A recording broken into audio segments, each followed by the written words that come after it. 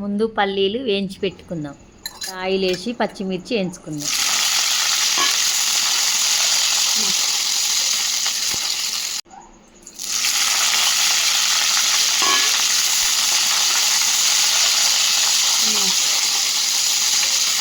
పచ్చిమిర్చిలో salt వేసి దంచి పెట్టుకోవాలి. జీలకర్ర వేస్తున్నా.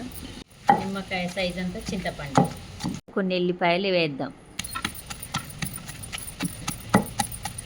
అన్నీ మెరిగినాయి. ఇప్పుడు బీరకాయ ముక్కలు వేసుకుంటున్నాం.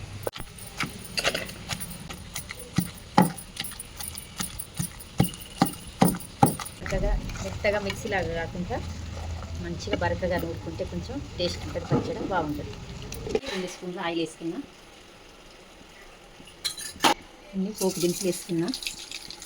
ఎండుమిర్చి వేసినాను.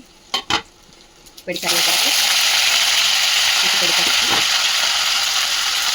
కొద్దిగా ఇంగువ పోపు అయిన కమ్మటి బీరకాయ పచ్చడి రెడీ.